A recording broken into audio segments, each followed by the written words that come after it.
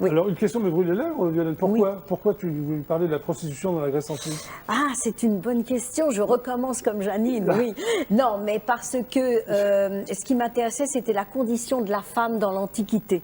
Donc j'ai fait la Grèce d'ailleurs et j'ai fait Rome, parce que c'est lié à la condition de la femme, étant donné que quand une femme dans l'Antiquité perdait son frère, son mari ou son père, eh bien elle n'avait pas d'autre solution que de se retrouver sur le trottoir, excuse-moi de le dire. Non, tu n'as pas à t'excuser. Les femmes ne pouvaient pas exercer un métier, il faut attendre le 1er siècle à Rome pour trouver des avocates ou autres.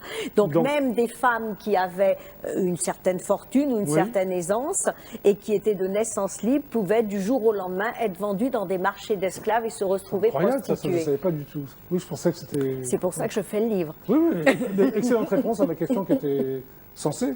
Oui, tout à fait. Alors, et c'est là où j'ai découvert qu'il y avait plusieurs catégories de prostituées, un peu comme aujourd'hui d'ailleurs. Oui, ça n'a pas changé.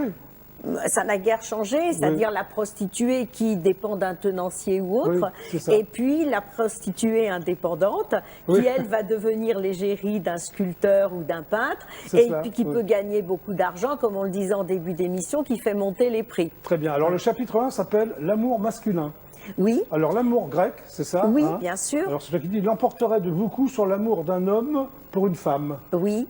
C'est pas moi qui le dis, ça. Ce sont les philosophes du 5e siècle avant Jésus-Christ. Tu l'as écrit dans ton livre. Oui, alors 5e siècle avant Jésus-Christ en Grèce, donc évidemment très macho. Bien évidemment, où seuls les hommes peuvent réfléchir et penser, et l'amour entre hommes est préconisé, alors que l'amour avec une femme est une chose complètement stupide, bien évidemment.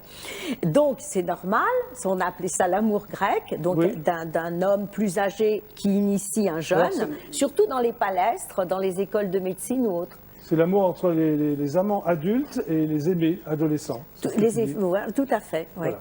Alors, de jeunes garçons vendaient leur corps pour de l'argent. Là, j'étais complètement stupéfait, tandis que d'autres se donnaient pour un chien de chasse. Ce que tu dis dans ton bouquin, c'est incroyable. Oui, parce que il y avait évidemment qu'il y avait ceux qui se prostituaient parce qu'ils ne pouvaient pas faire autrement. Il y avait ceux qui tombaient sous la coupe d'un homme qui essayait de les initier à tout, d'ailleurs, à la vie.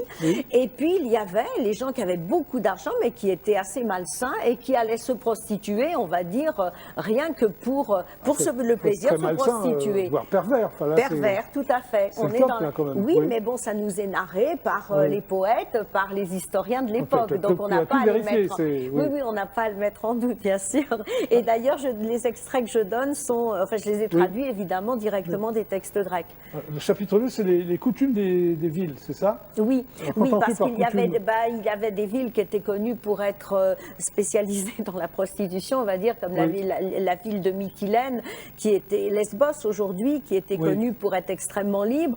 Bon, il y avait Corinthe qui était connue pour la prostitution sacrée, chose extraordinaire, la prostitution sacrée qu'on retrouve à Babylone et qui dans l'Antiquité est tout à fait acceptée. C'est-à-dire que de jeunes vierges sont choisies pour être prostituées à des marins ou à des commerçants de passage et l'argent gagné, il fallait qu'elles soient vierges et donc très jeunes, souvent 12-13 ans, et l'argent qui était récolté allait au clergé ou allait aux dieux. Mais il ne faut pas croire que la fille après était considérée comme une prostituée. Elle se mariait, au contraire, elle se mariait et la famille était très fière d'avoir eu une prostituée sacrée dans la famille. Alors, il y a un chapitre aussi des fillettes vendues dès le plus jeune âge. 12-13 ans. 12-13 ans, alors c'est très jeune. On pouvait à l'époque, je le rappelle, c'est assez connu mais je le rappelle, on pouvait abandonner un enfant au coin d'une rue sans avoir de poursuite juridique. La plupart du temps, elles étaient abandonnées dans un chaudron. On abandonnait plus facilement les filles que les garçons, parce que les garçons pouvaient rapporter de l'argent alors que les filles étaient une bouche à nourrir. Donc beaucoup de fillettes étaient abandonnées, le bébé était abandonné, et des tenanciers ou bien des tenancières qui passaient pouvaient les prendre dans le coin, les élever et puis les mettre le plus rapidement possible dans les rues. Donc c'est vrai que même on en voyait qui avaient 9 ans, qui étaient très jeunes. Mais quand on regarde les textes qui nous sont racontés, ces gens-là, les tenanciers ou bien sûr, ils ont tout intérêt à le faire, mais ils considèrent la fille quand même presque comme de leur famille. C'est-à-dire qu'il y a quand même des rapports humains. entre les deux. Oui. Oui. Voilà. Oui. On a dans les pièces de théâtre des filles qui sont mises en scène avec leur tenancier. On voit bien qu'elles parlent quasiment comme à leur père. Hein. Voilà. Donc c'est une autre époque, bien sûr. Bon, donc, le dernier chapitre, c'est les prostituées indépendantes. Oui. Alors les prostituées indépendantes, c'est très intéressant parce que, comme je te le disais, non seulement elles font monter les prix, c'est autre chose. Elles essayent d'avoir des statuts, elles essayent de rentrer dans l'histoire. Il y en a qui sont rentrés dans l'histoire, qui ont aujourd'hui, on peut aller voir leur statut en Grèce ou autre. Et surtout, ce qui est aussi extraordinaire, c'est qu'il existait les prostituées des cimetières qui n'existent plus. Donc quand tu vas à Athènes, tu peux aller visiter le musée du céramique, par exemple, là où il y avait le cimetière du céramique. Et ces sorcières qui avaient des perruques rousses, vertes, etc., proposaient évidemment leur corps, mais aussi des filtres d'amour à des jeunes gens qui venaient de rompre avec leur bien-aimé. Alors, les jeunes gens y allaient pour avoir le filtre, mais en même temps, ils étaient obligés de débourser de l'argent pour avoir la vieille sorcière. Ah, d'accord. Prostituée. Non, il y a un tas de choses qui, évidemment, n'existent plus, mais c'est quand même très intéressant pour la condition de la femme. Très intéressant. Donc, ça s'appelle la prostitution dans la Grèce antique. Ton prochain ouvrage, ce sera quoi ? Ah, je te dirais pas parce que c'est un roman sociétal.